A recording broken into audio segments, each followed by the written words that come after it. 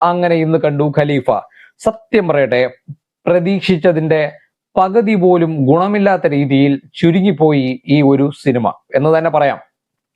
എന്ത് പറ്റി എന്നറിയില്ല. ഞാൻ ഒട്ടും പ്രതീക്ഷയില്ല. വൈശാഖ് എന്നുള്ള ഒരു സംവിധായകൻ എങ്ങനെ സിനിമ ചെയ്താലും അത് മിനിമം കണ്ടുകൊണ്ടിരിക്കാൻ പറ്റുന്ന രീതിയിലുള്ള ഒരു ത്രില്ലർ ആയിരിക്കുമെന്ന് ഇതുവരെ എല്ലാ സിനിമയിലും തെളിയിച്ച ഒരാൾ തന്നെയാണ് ഇദ്ദേഹം. പക്ഷെ ഇവിടെ മാത്രം പതറിപ്പോയി എന്ന് തന്നെ ധൈര്യമായി പറയാം. ഒരിക്കലും ഒരു വൈശാഖ് സിനിമയായി എനിക്ക് തോന്നിയില്ല.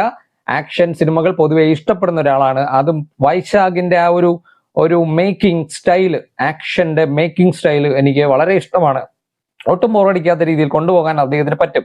പക്ഷെ ഈ സിനിമ ശരിക്കും വൈശാഖ് പൃഥ്വിരാജിനെ വെച്ചല്ല ചെയ്തത്, പൃഥ്വിരാജ് വൈശാഖിനെ വെച്ചാണ് ചെയ്തത് എന്ന് തോന്നിപ്പോവും. പൃഥ്വിരാജ് പറഞ്ഞതുപോലെ വൈശാഖ് എടുത്തതാണോ അതോ വൈശാഖ് പറഞ്ഞ പോലെ പൃഥ്വിരാജ് ചെയ്തതാണോ ഒന്നും അറിയില്ല.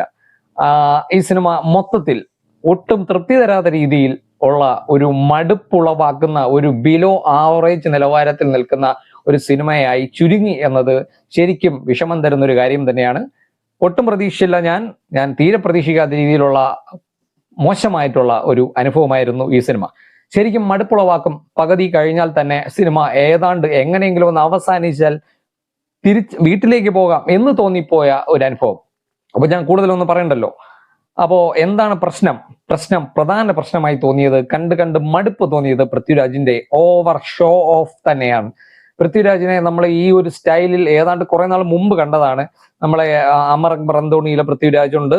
പിന്നെ മറ്റു ചില ആക്ഷൻ സിനിമകളിൽ പൃഥ്വിരാജിന്റെ അസ്ഥിരം ബിൽഡപ്പ്, തൊട്ട് മുമ്പേ വന്ന ഐ നോബഡി എന്ന സിനിമയിൽ പൃഥ്വിരാജിന്റെ ഈ ബിൽഡപ്പ് ഒക്കെ ഒന്ന് മാറി ഏതാണ്ട് നല്ലൊരു ആറ്റിറ്റ്യൂഡ് കീപ്പ് ചെയ്ത്, ഞാനത് റിവ്യൂലും പറഞ്ഞിരുന്നു, നല്ലൊരു ആറ്റിറ്റ്യൂഡിൽ വന്ന പൃഥ്വിരാജിനെയാണ് ഞാൻ കണ്ടത്. പക്ഷേ ഇതിൽ വീണ്ടും പഴയപടി തന്നെയാണ്. എന്തിനാണ് ഇദ്ദേഹം പോലീസ് അറസ്റ്റ് ചെയ്യുമ്പോഴും ജയിലിൽ കിടക്കുമ്പോഴും മാസ് അപ്പീൽ കൊടുത്തുകൊണ്ട് മാത്രം ക്യാമറയ്ക്ക് മുന്നിൽ പോസ്റ്റ് ചെയ്യുന്ന ഈ പൃഥ്വിരാജിനെ കണ്ട് മടുക്കുന്നതാണ് ഈ സിനിമയിലെ ഏറ്റവും വലിയ മടുപ്പുളവാക്കുന്ന അനുഭവം.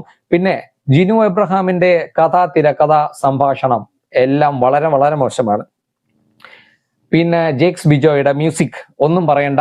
കേട്ട് മടുപ്പ് തോന്നുന്ന, അല്ലെങ്കിൽ അരോചകമായിട്ട് തോന്നുന്ന രീതിയിൽ ഒരേ പാറ്റേണിൽ മൂവ് ചെയ്യുന്ന ഈ ജും ഇടി മാത്രമുള്ള ഒരു തരം BGM ആണ്. കേട്ട് ശരിക്കും മടുപ്പ് തോന്നുന്ന രീതിയിലുള്ള ഒരു BGM ഒട്ടും മികച്ചതായിട്ട് തോന്നിയില്ല. ഇത് മൂന്നും വളരെ മോശം. പിന്നെ ബാക്കി ഞാൻ പറയണ്ടല്ലോ. ഇനി വൈശാഖിന്റെ സംവിധാനം. അപ്പൊ വൈശാഖ് അല്ലേ എടുത്തത്, എന്തെങ്കിലും ഉണ്ടാകില്ലേ, ആക്ഷൻ ഉണ്ടാകില്ലേ? ഈ പടത്തിലെ ഏറ്റവും വലിയ ഹൈലൈറ്റ് എന്ന് നമ്മൾ പ്രതീക്ഷിച്ചത് ആക്ഷൻ ആണ്. പക്ഷേ അതും വളരെ വളരെ മോശം. വൈശാഖിന്റെ ഏറ്റവും മോശം സ്റ്റണ്ട് സീനുകളുള്ള സിനിമയാണ് ഇത് എന്ന് എനിക്ക് തോന്നി.